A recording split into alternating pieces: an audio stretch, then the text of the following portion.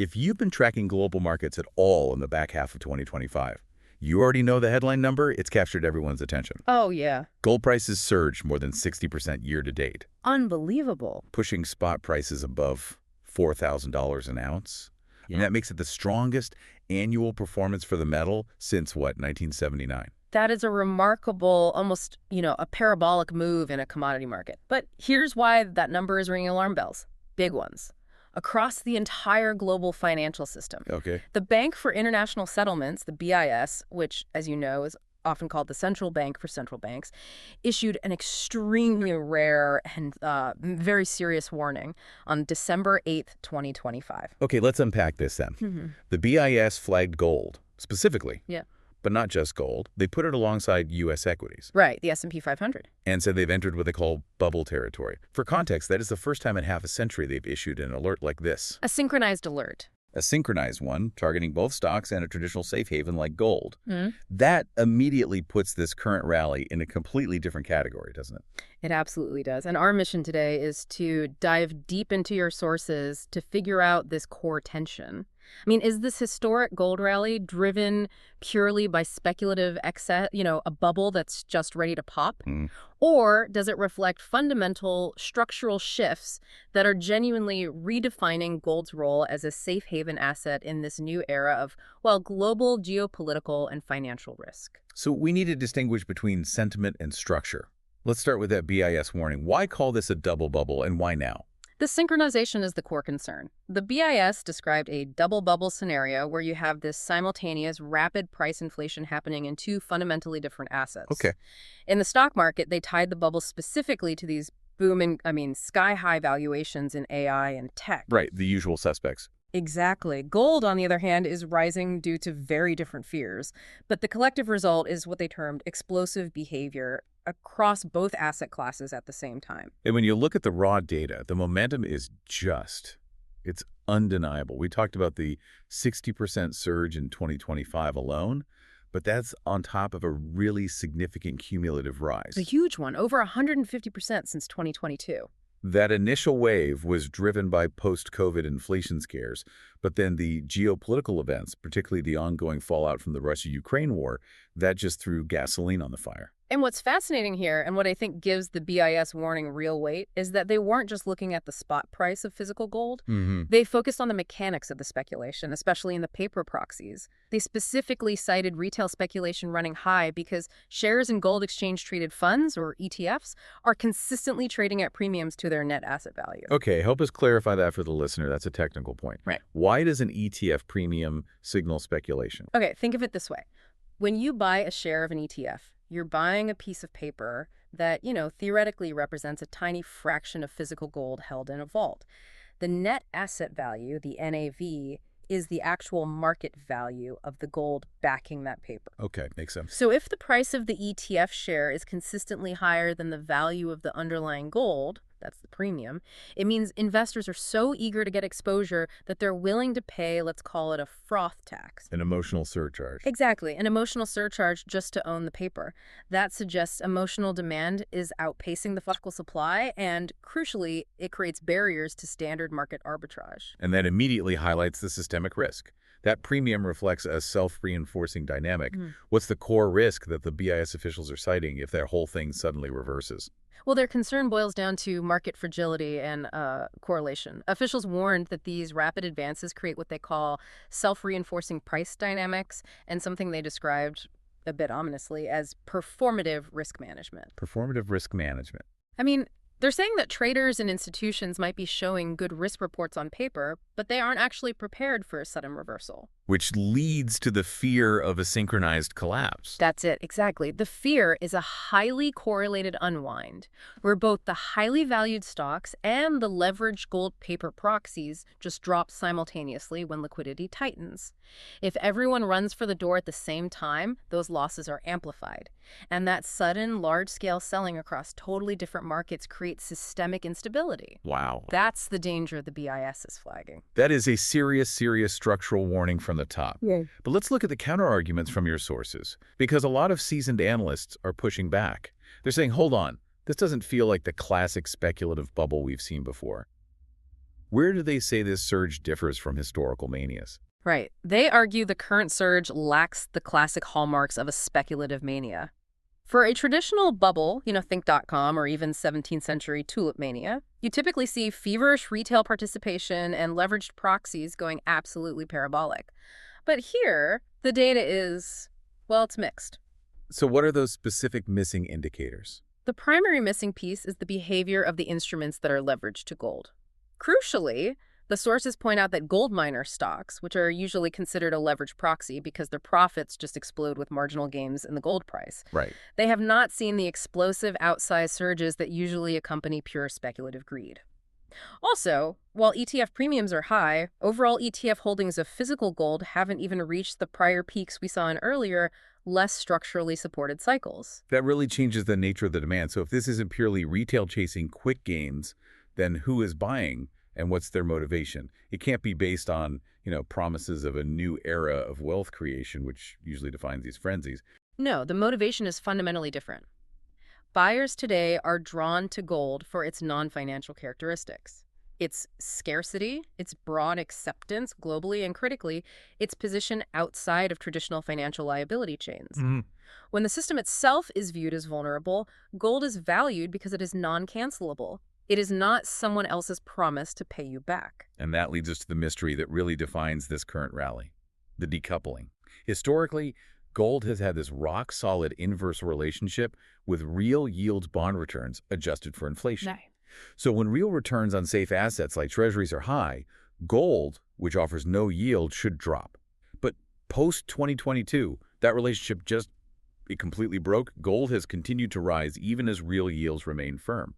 This decoupling is probably the most powerful evidence that gold's function has fundamentally shifted. It suggests that the market is no longer viewing gold primarily as just an inflation hedge that competes with bond yields. So what is it then?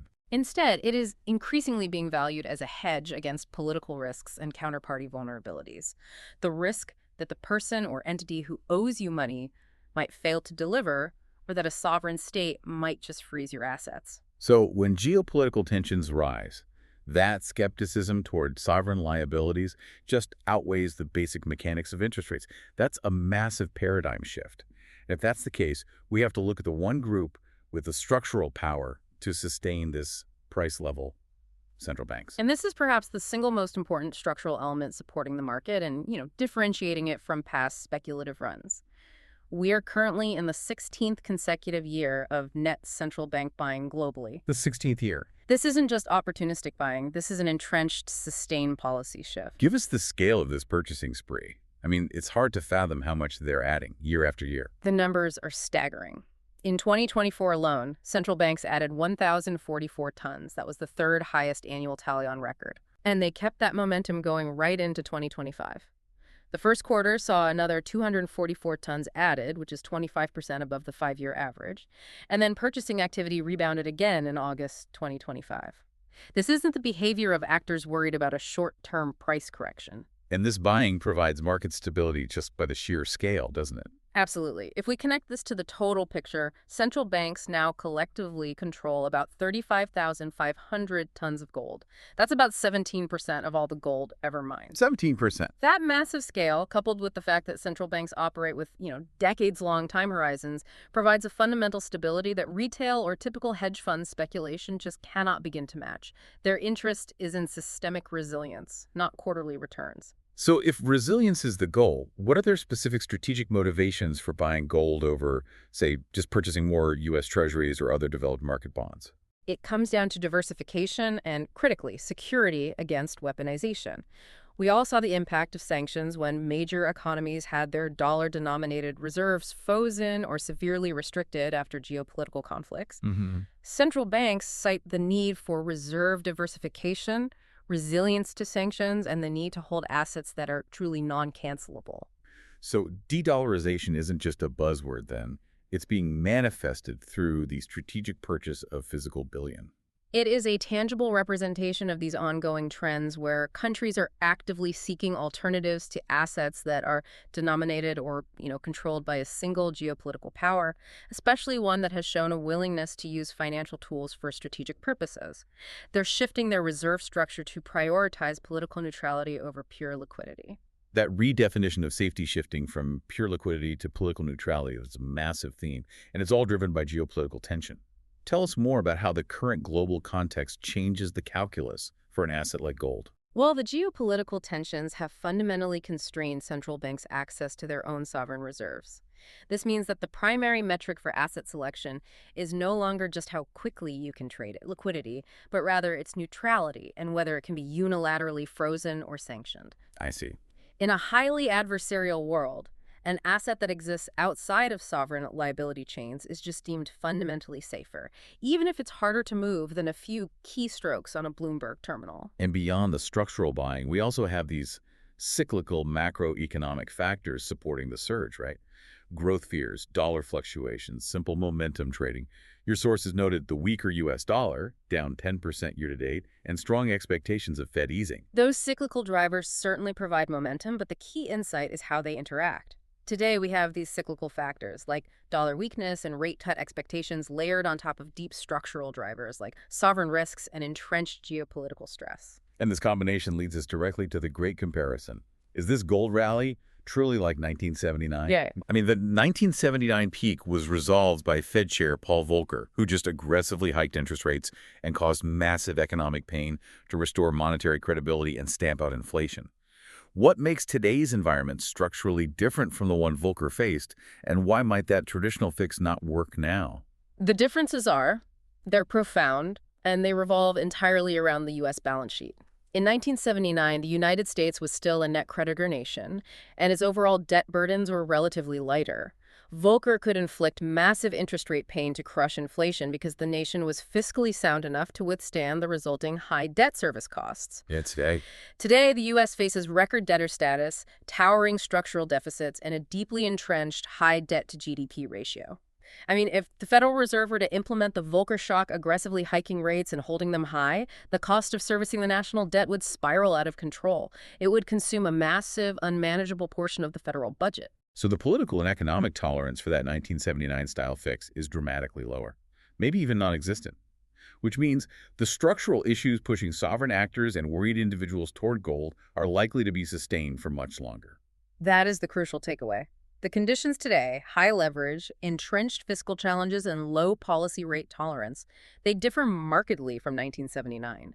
These contemporary structural vulnerabilities may sustain gold demand over a longer horizon, making this less of a temporary speculative fever and more of a long-term repricing of risk and system integrity. That brings us to our synthesis.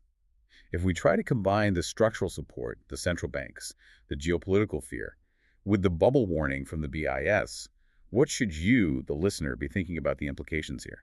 Well, the key implication is that gold's trajectory reflects a necessary repricing of systemic credibility in an era defined by heightened adversarial risks. Well, But while those structural supports, the consistent central bank buying, the geopolitical stress provide a floor and may limit the downside, we have to remember that rapid advances can still correct sharply. If cyclical flows reverse quickly, or if those leveraged proxies like ETFs become too crowded and liquidity dries up, you can still see a very severe correction. which brings us back full circle to the BIS warning about separating the physical asset from the financial instrument. It is the critical distinction for anyone holding or even considering gold. The BIS emphasizes separating physical bullion, which genuinely provides systemic credibility and that non-cancelability we talked about, from those leveraged paper instruments like futures or ETFs. Because they're not the same. Not at all. These financial instruments are still vulnerable to liquidity strains, to margin calls, to rapid sales when fear strikes. Bullion and paper proxies simply do not behave the same way when real systemic stress hits. This has been a truly comprehensive exploration of what happens when fear meets fiscal reality. If you are synthesizing all this information and considering the bigger picture, here is our final thought for you to chew on. The ultimate criterion for what defines a safe asset has fundamentally changed. The focus is shifting away from pure liquidity and inflation hedging, and firmly toward non-cancelability and political neutrality. Which raises a really important and challenging question for every investor and every sovereign actor out there. If geopolitical risk and skepticism towards sovereign liability chains continue to define our financial era, what other assets beyond gold might be similarly redefined and sought after for their neutrality and their independence from the global financial system? That is the structural challenge that will drive asset selection for the decade ahead.